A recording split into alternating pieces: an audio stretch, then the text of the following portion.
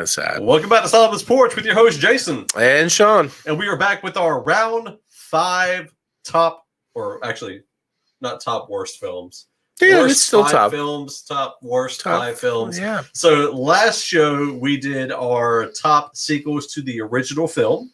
So that was like a part 2 of a series of films. Today, we are doing the worst sequels, and it's not necessarily the second film in a series of films. I do have 1 or 2 on my list that's not the direct sequel, but we did want to do this because I thought, hey, might as well follow in line with what we did last time. Sure. And so, yeah, man, we're going to be doing our top 5 or worst 5. As you're watching this, put yours in the comments. I'd love to see your worst films that you thought were sequels, or worst sequels that you thought were horrible. And so let's dive into it, man. Start off with your number 5, Sean. All right. Well, I think this probably makes a lot of folks' lists. It didn't make yours at all, which I was a little surprised. But, and despite the fact that I'll still watch this film, I hated it less than you did. Okay. Okay. I mean, I'll still watch it if I kind of have to, like especially if I'm going in sequential order. Star Wars Episode 8: The Last Jedi. Like it even came on TV the other night, and I left it on, but I ended up turning some music on instead. So it was just visually, it was there. So it's still kind of Star Warsy feel in the living room, but I had music playing. So gotcha. Okay, man. All right. And I've gone through the litany of reasons why before. So all right. So my number 5 is a popular amongst this list. By the way, you can YouTube or you can Google these lists. Some films make it on every single list. Yeah. And on mine, Batman and Robin, not because of the nipples in the suits, although I think that's everybody's favorite part of the film. Oh, yeah. Honestly, man, it's very campy, very cheesy. Arnold Schwarzenegger, as a kid, I was like, oh, that's interesting. It's pretty cool. And as an adult, I'm just like, he just didn't make a good Freeze. He just, watching the other Freeze, even the animated films, and it's just like, yeah, I don't know, man. It just didn't work. Uma Thurman as Ivy wasn't horrible, right? But the Bane character, what they did with him was absolutely terrible. I really hated what they did with Bane. Even though the Bane in Dark Knight Rises is not my favorite, I think they could have done better than that, especially with the voice. I felt like what they did in Batman versus Robin was just not great. George Clooney, not a great Batman. I mean, Bruce Wayne, maybe. But looking at the other Batman, he's at the bottom of that list for me. Probably the worst. Val Kilmer, I don't know, they kind of tie for whatever. And, I mean, Alicia Silverstone was like the only redeeming quality to that movie. Was she in Batman and Robin, or was she in Batman Forever? Batman and Robin. Okay, my bad. Because she was Pennyworth's niece that came. Right. And at the very end of the film, they ended up running, and I'm thinking, oh yeah, they're going to have another one, and they never did. Yeah. So yeah, man, that's my number 5. Your number 5, or your number 4, Sean? Number 4. Actually, I just realized that I don't think I saw any of my movies on any of the lists that I Googled. Your number 5 was on some list. Oh, was it? Yeah. Okay. Yeah. All right. I didn't see it pop up on any. I went through like 4 or 5. So, but anyway, number 4, The Amazing Spider-Man 2. Yeah, it is pretty bad. Again, it's not as though I won't watch it or I won't let it play in the house kind of thing. But when I'm talking about like all of the Spider-Man movies, and I know the Spider-Man 3 usually makes everybody's list, but I don't know, man. It didn't work for me. I hate that we have actors in the movie that play characters that just didn't really flesh out properly. And I think that's probably the biggest issue for me. It was just weak, and then Rhino was weak, and I don't know. It just Hobgoblin was terrible. It all fell flat. Yeah, it really did. I mean, the only redeeming part of that film was the saddest part of the film, and that was the death of Gwen Stacy. Yeah, it's like the one comic book accurate part of the film where you're just like, man, that really had to happen. Yeah, everything else in that film was just like, oh, really? I have the film. But Yeah, I've only watched it once in my life. Actually, I've got a special collector's edition that's got what's his name's head, the Electro. Yeah, Jamie Lee or Jamie Foxx. Jamie Foxx's head, but as whatever. I don't even freaking remember his name. But anyway, yeah, that's pretty bad. Yeah, it stunk. The head lights up blue too. By the way, it's that's probably the coolest part of the whole movie is that I got that, and his head lights up blue. So the case of the movie actually goes in and stays in because you don't actually want to watch it. Yeah, absolutely, absolutely. My number 4 is Seed of Chucky. Man, that movie was so terrible. I loved Bride of Chucky. That's like. I mean, when Son of the Mask came out, everybody already knew you don't go see this movie. No. When Seed of Chucky came out, people knew you don't waste your time. Why did you see this? Yeah. It can't even make my list because I didn't watch it. Son of the Mask didn't make my list because I never watched it. I didn't watch it either. I never watched it. It just looked so exactly. horrible. And Seed of Chucky, I just watched it because I really enjoyed Bride of Chucky. I thought it was a great film. I'm not really a huge Jennifer Tilly fan, but it was an interesting film, very interesting. And then to see this one, I was like, this is just terrible. It's absolutely horrible. I mean, the son, the daughter, whatever, like it was a transmorphical gender child. Dude, actually, your next 2 movies, I feel the same way about. I think that people knew once they saw the trailers, they were like, no. But yeah, man, Seed of Chucky was just so bad, and even like Chucky didn't want anything to do with it. He didn't want to be in the film. He was like, "Oh man, let me just kill this kid and go on my way." Bump this, I'm out. Yeah, man, Seed of Chucky was horrible. So number 3, sir, Maleficent 2. Actually, I really liked Angelina Jolie in the character. I liked her in the first movie. I thought that the CG was better in the first movie than in the second movie. I had high expectations for this movie, and I just felt really let down when we get to like her species. And there's just no real development in it, and the CG just stunk, and I don't know, man. The story just didn't even flesh out very well for me. It was just like, hey, we got Angelina Jolie to come back again. Isn't she pretty? I don't know, man. It just, it was, disappointing. Yeah, man. My number 3 is Blair Witch 2. Again. The first one was so good, though. Yeah, after everybody saw the first one, and then they realized, you know what, this is kind of stupid. Yeah. It was like when you watch the second one, it was nothing like the first one at all. It was like, the first one felt like a legit home film. Like it felt like that. The second one felt like college kids wanted it. It probably was a college movie. I think it might have been. It was just that, like, I don't even remember any part of the story. All I remember the whole time watching it was how disappointing it was. That's all I remember from the whole film. Okay. I remember thinking, this is nothing like the first. They should have called this a different film. It's like the Joker being called the Joker. It shouldn't have been called the Joker or a Joker. It should have been called something different.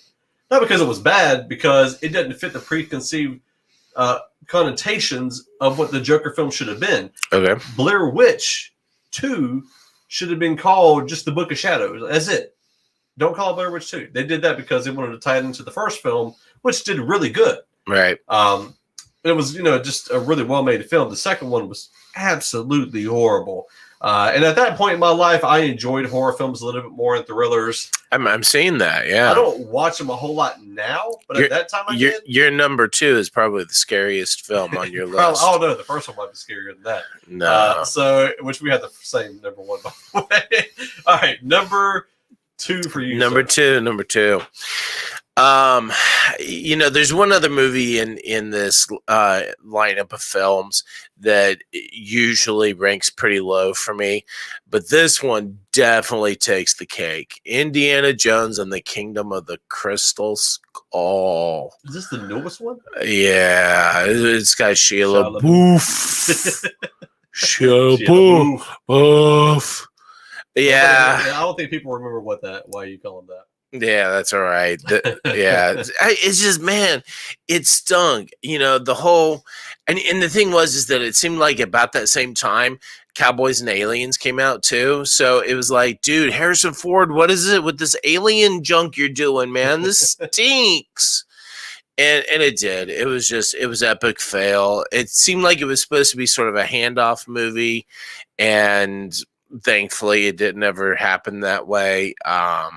It's just it was tedious, man. I even tried watching it a second time, and you get to the part where they're actually like in the pyramid, and I'm just like, I can't even just waste my time doing this, man. It's just I think I've got some nose hairs to pluck or something, boogers to flick on the wall, almost anything in the world. I'd go get a root canal than watch this movie. Watch the movie Walking a Root Canal. Well, sure, because then it put me to sleep. I don't know. Anyway, it was just bad. It was bad. That's terrible. So my number 2 is Dumb and Dumber When Harry Met Lloyd.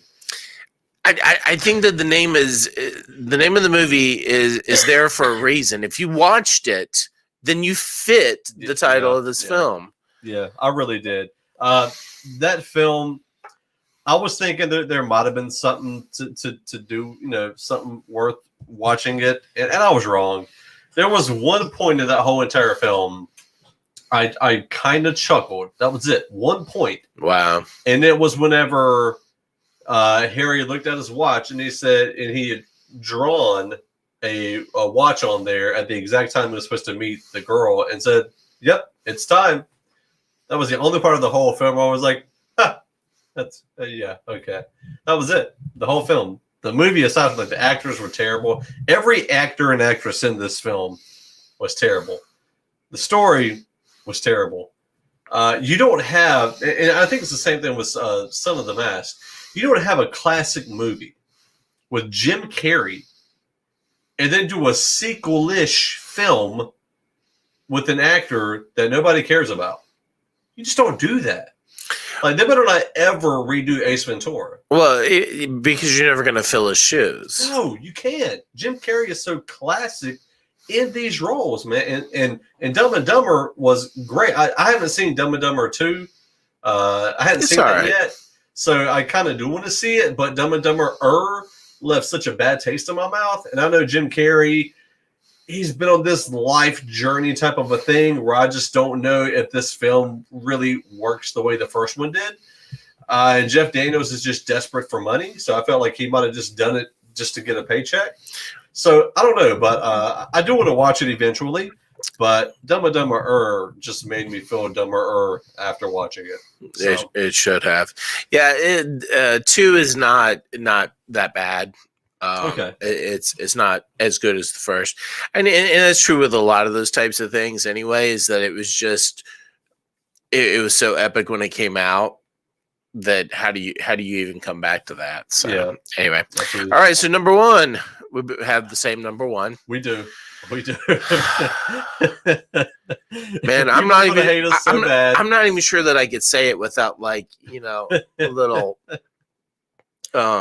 Okay, I'll tell you what it is. It is the very first film that came out via HBO Max and theaters at the same time. It's a movie that took place in 1984. Wonder Woman. Wonder Woman 84. The movie was so terrible. And I gotta say, man, okay, I don't care if you were on Twitter when it released and you said all of these sexist men need to stop bagging on Wonder Woman 84. Y'all need to go sit down somewhere and take a break from films. You are just too feminist. That's just it. You couldn't call a bad film because it had a woman role in it because you're too in support of anybody that does anything who is a woman. Now, I know this is going to come across very sexist, and it's not. Wonder Woman was great. Yeah. She was fantastic in Justice League and in Justice League Snyder Cut. The first movie still had some of its own issues, but it was still great. But it's far superior, much better than Captain Marvel. And we praise it when we're talking about female superhero movies for sure. And Sean's got women-led films all over his top 5 list, in his number 1 spot. And so we're not sexist at all. Wonder Woman 84 was a horrible story, a horrible film. When we did our review, there was almost nothing good about it. Almost nothing. Yeah. It took place in the 80s. They dropped too many balls. No pun intended. Sorry, y'all. But the movie is just, the CG was terrible with Cheetah. The fight scene they had was terrible. Chris Pine taking over another dude's body, like, just took over his whole life. Was horrible, and like nothing really made sense. Like, she just decides, like, no sword in this film at all. You had Wonder Woman, and then you had Justice League, where she dominated with it. She's borderline pacifist in this movie, and it's just like and then the whole movie was supposed to be about what, truth? Like, that was some type of a theme in the film, but it didn't work out because they didn't make that clear. And so, and then they threw in like 2 lines in the whole film to try to get that point across. You know, if you go back and you watch our review, I was trying to defend it as best as I could, but even after having watched it, I think now 3 times, I just, the film was just terrible. It really was. And then I think on top of that, again, when you watch Snyder Cut and you go, that's what Wonder Woman's supposed to be. Yeah. And then you just even reflect. Don't go back and watch it. Just reflect back on 84. And you go, what an epic fail. Patty Jenkins totally hosed that. She really, well, and actually, I heard Gal Gadot had more to do with that writing on that second one. Oh, really? Yeah, she had a lot more to do with the writing on it, and she wanted it to be a more peaceful Wonder Woman. What? And I'm like, nobody watches Wonder Woman because of peacefulness. They watch it because she's cool. She takes out bad guys. Yeah, and she's aggressive, and she can take out, pretty much any bad guy just as well as Superman can. Yeah, or anybody else for that matter. She's just really great, and they didn't show that at all in 84. So that's our worst 5. We do have some honorable mentions though. Sean, you want to share yours? Oh, yeah, I forgot I had some. So I mentioned Indiana Jones, and I said that there was another film in that franchise, that Temple of Doom. It's even when I was, even as a kid, when that movie came out, I was like, oh yeah, hey, cool, right? And then it quickly became, oh man, really? This is, yeah, it's just not as good. And then we get The Last Crusade, and it's like, wow. So the first and third films are epic to me. It's got the best history to it, and it epitomizes who Indiana Jones was at least originally set up to be in the first film. So anyway, other one was, I don't know that you can call this a sequel. Like a reboot? Yeah, almost? Sort of. Yeah. So, but I decided I'd put it on there anyway, just because it does kind of upset. I own the film, but it still kind of upsets me. Punisher Warzone. I just, man, if you just needed a film where there was just like tons of senseless violence, that's all you get in this film. Was there a story? Expendables? Well, yeah, but this was even just like even more aggressive. Okay. I mean, more graphic even. It's just, there's this like, first scene where it's a slaughter, and it's just almost epically so. I don't know, man. It was disappointing on so many levels. And, I think just as a Punisher fan, owning it's just there to take that place on the shelf to say that you've got it. Yeah. I actually have it too, and I think you gave it to me if I'm not mistaken. I like an extra one. I don't know, but my honorable mention was Batman Forever. That movie was it was terrible for me. Val Kilmer was non-rememberable at all, and I mean, I love Jim Carrey, but his role as Riddler just did not cut it for me. And then Tommy Lee Jones' Two-Face, I don't know, man. Neither one of those guys should have been in that film. Tommy Lee Jones. I mean, this is a great actor, and you put him into this film, and you go, dude, what? Yeah. You must be super hard up for something right now. Yeah, it was. I don't understand why. I mean, I guess Riddler, I can understand Jim Carrey. Like, that kind of makes sense. He looks like he could be a Riddler. But Tommy Lee Jones, like, come on, man. See, my problem is that as the Riddler, you're talking about someone that actually has a superior intellect. And Jim Carrey is just almost too stupid to be able to pull that off. And that's fine, because again, when you think about his most classic films, he's stupid. And that's great. Let him be that and do that. But to be somebody that's over the top and flamboyant, but then super intellectual, nah, not really.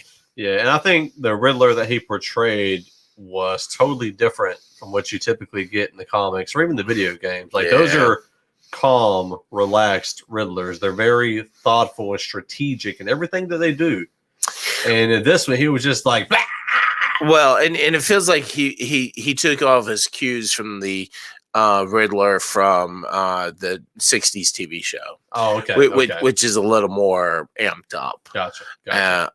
But you know, yeah, that was the best part of the 60s. Just whatever. All right, man. That is our worst 5 sequel films. Let us know what yours are in the comments. We'd love to see your list. If you have one that is not on our list, I'd love to see that. And then if there's any that you just thought were just absolutely horrific, please let us know. We will be back. Our next segment, we're going to be talking about house churches and kind of the movement of those that are occurring right now. And so we're going to be talking about that here coming up shortly. So stay tuned.